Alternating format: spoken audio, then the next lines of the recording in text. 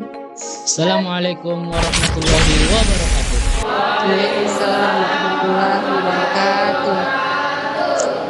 Ahlan wa sahlan. Nah, kembali lagi bersama kami di podcast Manaram, Manlutra, Religius dan Berkembang. Nah, kali ini kita telah kedatangan tamu spesial dari KPU atau yang biasa disebut Komisi Pemilihan Umum di Kabupaten Luwu Utara. Nah, Ibu, kami mohon izin bisa perkenalkan sedikit tentang diri Anda.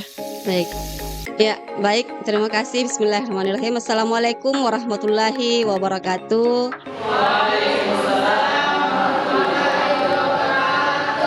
Ya, pertama-tama saya ingin mengucapkan terima kasih banyak dan apresiasi kepada Manlu Utara yang sudah menginisiasi kegiatan ini, sudah menginisiasi kegiatan di podcast ini, mengundang kami sebagai salah satu teman berdiskusi ya.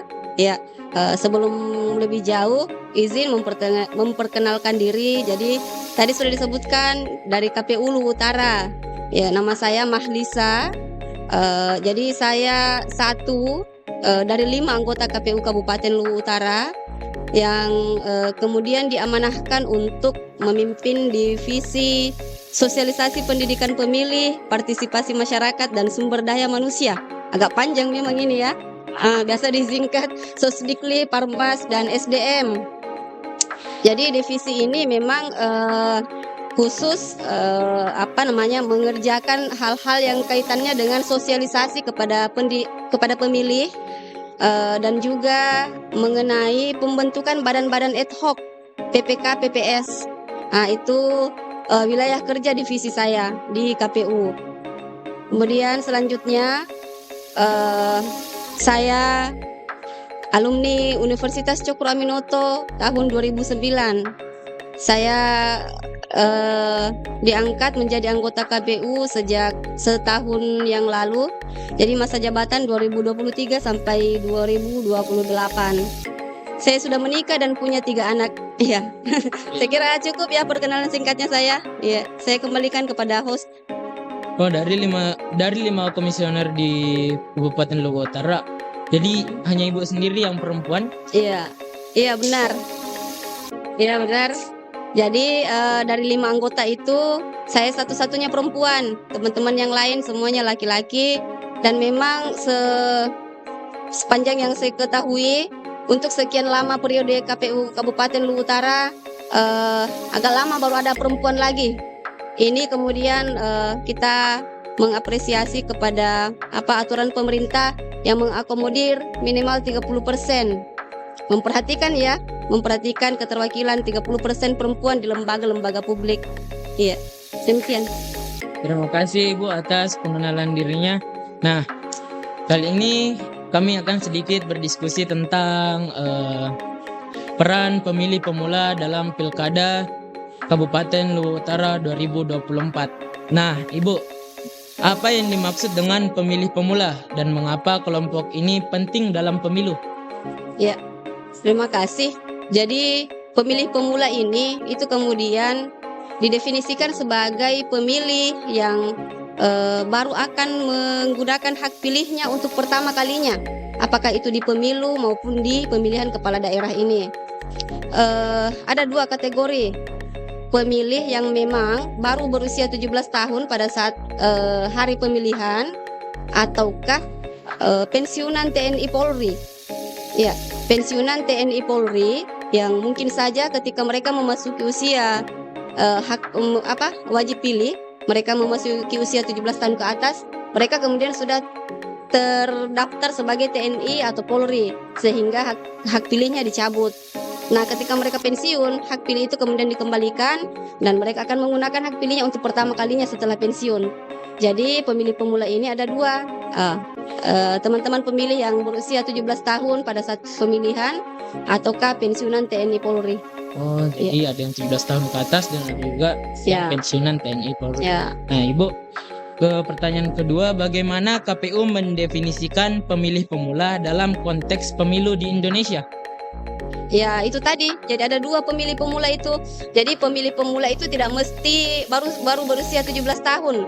orang-orang yang kemudian yang tadinya oleh negara, oleh konstitusi dicabut hak pilihnya karena dia menjadi anggota TNI, Polri, kemudian setelah pensiun itu hak pilih itu kemudian dikembalikan.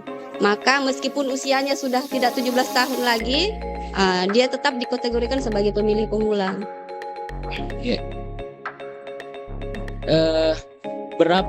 Berapa total pemilih pemula di Luwu Utara yang telah masuk dalam DPT? Oh iya, jadi catatan kami di data pemilih itu 50%. Iya, 50 sampai 60% itu pemilih kita itu diduduki oleh pemilih pemula dan pemilih muda.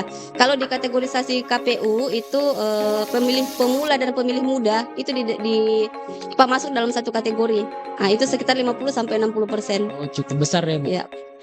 Kalau begitu, seberapa signifikan suara dari kelompok pemilih pemula dalam dinamika pilkada? Signifikan ya. Karena yang berdasarkan persentase itu, maka dengan serta-merta saya pikir peran mereka ini akan sangat signifikan karena memang mendominasi jumlah pemilih. Jadi tentu saja jumlah yang banyak itu tentu akan berpengaruh signifikan terhadap pemilihan kita. Ya. Jadi itu sangat besar ya pengaruhnya, Bu. Iya. Pertanyaan kelima, apa langkah-langkah yang diambil KPU untuk mendidik pemilih pemula tentang hak dan kewajiban mereka? Iya, terima kasih banyak ya. Jadi untuk kita sendiri program-program sosialisasi itu kemudian diturunkan sudah didesain sedemikian rupa mulai dari KPU RI, KPU provinsi sampai KPU kabupaten kota terkait bagaimana melakukan pendidikan pemilih di beberapa segmen. Salah satunya adalah segmen pemilih pemula. Untuk kita di Kabupaten Luwu Utara itu kita ada beberapa program. Ada KPU Goes to School. KPU Goes to School itu sasaran pesertanya pemilih pemula. Kemudian kita ada kebetulan ini hari Sabtu atau Minggu ini 2-3 hari ke depan kita ada kegiatan kemah demokrasi. Kemah demokrasi itu juga sasarannya adalah pemilih pemula. Apalagi kafe demokrasi. Kafe demokrasi itu juga biasanya kami mengundang adik-adik pemilih pemula. Ya. Pastinya seru karena itu tentang anak muda ya yang datang. Ya. Jadi memang dari beberapa program sosialisasi yang sudah kami susun di tingkat kabupaten kota memang didominasi oleh sasaran peserta pemilih pemula dan pemilih muda. Untuk anak-anak SMA sendiri itu yang khusus itu ya KPU Goes to School, kemudian kemah demokrasi, kemudian ada juga nonton bareng. Kami ada program nonton bareng di tanggal 22 nanti dan 28 nonton bareng film produksi KPU RI, film sosialisasi tentang demokrasi tentang pemilihan umum. Itu akan diselenggarakan di tanggal 22 dan 28. Sasarannya sama, pemilih pemula. Iya. Pertanyaan selanjutnya, apakah KPU memiliki program khusus atau kampanye untuk meningkatkan kesadaran pemilih pemula? Jika iya, bisa dijelaskan secara lebih lanjut? Ya, program-program khusus itu yang saya sebutkan tadi ya. Jadi kita buat dalam bentuk Goes to School misalkan. Jadi KPU datang ke sekolah-sekolah dengan menghadirkan narasumber dengan materi-materi terkait pentingnya peran-peran adik-adik pemilih pemula ini, kenapa harus memilih, hal-hal dinamika yang terjadi di pemilu dan pemilihan, bagaimana kita bijak menggunakan media sosial karena kita tahu dalam satu hari ini berapa jam adik-adik ini, bahkan kami berapa jam kita menghabiskan waktu untuk bermedia sosial, di mana kita paham betul bahwa media sosial ini sebegitu hebatnya berita masuk, tidak terkontrol. Itu penting bagi kita untuk punya filter, punya pengetahuan untuk kemudian lebih bijak memaknai berita-berita. Apa saja tantangan yang dihadapi KPU dalam mendorong pemilih pemula untuk menggunakan hak suara mereka? Iya, tantangan.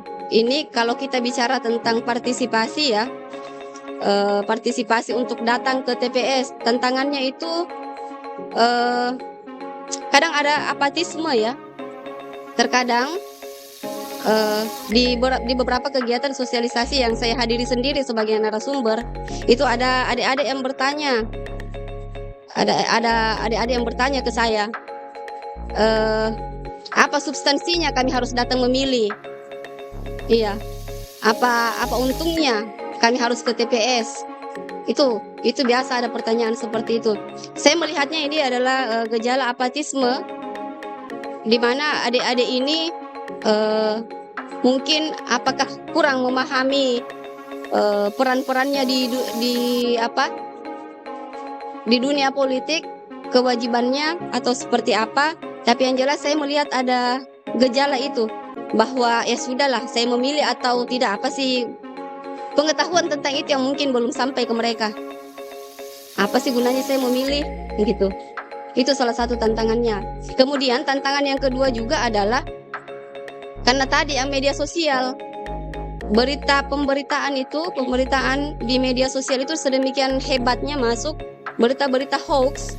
Ini untuk adik-adik pemilih pemula itu jarang yang sudah mampu untuk kira-kira menilai ini beritanya benar atau tidak, sehingga berita-berita hoax seperti itu dengan mudahnya berpindah dari gadget satu ke media-media yang lain, ke gadget-gadget yang lain. Untuk itu saya biasa sampaikan, tolong untuk informasi-informasi yang kira-kira belum, biasanya itu berlebihan. Kalau yang hoax itu biasanya berlebihan informasinya, berlebihan misalkan menjelek-jelekannya. Tolong kalau informasi-informasi seperti itu yang tidak jelas kebenarannya, pastikan itu berhenti di gadget kita, berhenti di media-media sosial kita, jangan di-share. Itu penyampaian seperti itu yang biasa kami lakukan. Oh baik, nah itu juga termasuk tantangan ya. Nah, dengan perkembangan teknologi, bagaimana KPU memanfaatkan media sosial dan platform digital untuk menjangkau pemilih pemula? Oh iya, ya kalau platform digital itu KPU Kabupaten itu memang sudah memiliki media-media sosial, ada Instagram, ada YouTube, ada Facebook, yang itu untuk memposting, untuk memberitakan kegiatan-kegiatan sehari-hari KPU, kegiatan-kegiatan yang sekaitan dengan tahapan yang sedang berjalan. Apakah tahapan pemilihan untuk sekarang ini, karena yang berjalan adalah tahapan pemilihan kepala daerah, maka semua hal yang kemudian berkaitan dengan tahapan itu disampaikan di medsos kami. Ada Facebook KPU Kabupaten Luhut Utara, sama YouTube juga ada, Instagram juga ada. Masih berhubungan dengan media sosial, apakah KPU memiliki aplikasi atau sistem online untuk membantu pemilih pemula dalam proses pemungutan suara? Proses pemungutan suara ya, maksudnya yang datang di TPS itu ya? Contohnya aplikasi online. Kalau untuk pemungutan suara yang dimaksud adalah mencoblosnya, karena sampai hari ini kan regulasi kita masih memilih dengan cara mencoblos ya, belum pakai metode digital. Jadi untuk sampai hari ini masih manual, belum ada aplikasi. Kecuali untuk proses penghitungan suaranya, penghitungan suara setelah mencoblos itu ada aplikasi Sirekap namanya. Itu sudah aplikasi online dan itu basis penggunanya adalah penyelenggara. Untuk pemilih, karena kita masih menggunakan basis manual seperti yang pemilu-pemilu sebelumnya, masih mencoblos. Bagaimana KPU mengukur tingkat partisipasi pemilih pemula dalam setiap pemilu? Kalau khusus partisipasi pemilih pemula belum ada ya. Jadi partisipasi itu masih diukur secara keseluruhan. Misalkan setelah pemilu, berapa partisipasi masyarakat Luhut Utara yang menggunakan hak pilihnya untuk pemilihan presiden. Masih sebatas itu, belum secara detail membagi-bagi berapa pemilih pemula, berapa pemilih yang berusia di atasnya. Belum dispesifikasikan seperti itu. Nah, Ibu, lanjut. Apa saja umpan balik yang diterima KPU dari pemilih pemula mengenai proses pemilu dan bagaimana KPU meresponnya? Iya, umpan balik ya. Ini sebetulnya saya berharap ini ada umpan balik, tapi sejauh ini saya lihat adik-adik pemilih pemula ini Mungkin apakah memang belum sampai informasinya atau tidak peduli atau tidak mau tahu. Sepanjang yang saya ketahui selama setahun di KPU Kabupaten, eh, umpan baliknya paling pada saat ada forum-forum seperti ini. Tapi di luar itu rasa-rasanya masih kurang ya Dek ya. Iya. Apa harapan KPU terkait peran pemilih pemula di masa depan? Yang pertama, yang penting untuk saya sampaikan bahwa adik-adik pemilih pemula ini harus paham betul seberapa penting, seberapa signifikan peran adik-adik ini ketika datang ke TPS memberikan suaranya. Itu yang pertama dulu. Adik-adik harus paham betul suara yang saya berikan ini dipastikan itu berpengaruh terhadap masa depan demokrasi kita. Iya. Jadi saya berharap di tempat ini, di teman-teman pemilih pemula yang menonton acara ini, saya berharap tidak ada yang berpikir bahwa apa gunanya saya datang ke TPS. Percayalah adik-adik, kita sadar atau tidak ya, kita sadar atau tidak, kita percaya atau tidak, kita terima atau tidak bahwa suara kita ini ada pengaruhnya di kehidupan kita di masa depan, itu dipastikan ada pengaruhnya. Kita percaya atau tidak. Semua hal dalam hidup kita ini itu ditentukan oleh kebijakan-kebijakan politik. Dan kebijakan politik itu orang-orang yang kemudian mengambil kebijakan di dalam kehidupan politik itu adalah orang-orang yang kita yang pilih. Ya. Adik-adik pemilih pemula ini yang pilih. Adik-adik pemilih pemula, pemilih muda yang pilih. Sehingga itu harus betul-betul dipahamkan, ditanamkan bahwa kita punya peran penting untuk mempengaruhi kebijakan publik yang nantinya akan diambil oleh pemimpin-pemimpin yang kita yang pilih, ya, itu. Saya kira itu deh. Oh, itu dia. Lanjut, bagaimana KPU berencana untuk meningkatkan peran serta pemilih pemula dalam pemilu yang akan datang? Ya, tentu ini sudah dirancang dari awal. Kenapa kemudian program-program sosialisasi kami itu lebih banyak menyasar peserta untuk pemilih pemula ini. Itu bagian upaya kami untuk memastikan bahwa adik-adik pemilih ini betul-betul berpartisipasi di hari H, betul-betul datang ke TPS. Partisipasi ini bukan sekedar datang ke TPS ya adik-adik. Partisipasi yang kita maksud di sini termasuk di dalamnya misalkan menjaga kondisivitas medsos, pemberitaan-pemberitaan hoax. Adik-adik pemilih pemula ini adalah orang-orang yang cerdas, sehingga kita harapkan kebijakannya dalam bermedia sosial jangan mudah percaya terhadap berita-berita hoax, dan yang paling penting jangan mudah meneruskan berita-berita yang kira-kira belum pasti kebenarannya. Sekali lagi, adik-adik ini banyak jumlahnya di Luwu Utara, ya. Jadi itu pasti dipastikan berpengaruh terhadap kualitas demokrasi kita khususnya di Kabupaten Luwu Utara. Adakah kontestasi politik baik dalam pilkada maupun pemilu yang berhasil menang karena besarnya dukungan dari pemilih pemula? Oke, jadi untuk pertanyaan ini, jadi saya kaitkan tadi dengan Tadi sebelumnya ada pertanyaan berapa persentase pemilih pemula ya dalam pemilu maupun pemilihan. Jadi tadi saya sudah sampaikan bahwa untuk persentase pemilih sendiri itu belum detail. Yang memilih ini pemilih pemula kah atau pemilih muda atau pemilih tua? Belum. Jadi kita mengukurnya masih keseluruhan pemilih di Luwu Utara. Jadi kita belum bisa pastikan apakah itu karena pemilih pemula semua. Tapi yang penting untuk kita ketahui tadi, saya kembali ingatkan bahwa jumlah kita ini banyak, adik-adik ini banyak ya. Jadi saya kira kalau kita maksimalkan partisipasinya, adik-adik pemilih pemula maksimalkan partisipasinya, datang ke TPS di hari H, semuanya datang, itu saya kira pasti akan mempengaruhi. Iya. Ini terakhir dari saya, Bu. Apa pesan yang ingin disampaikan kepada pemilih pemula mengenai pentingnya berpartisipasi dalam pemilu?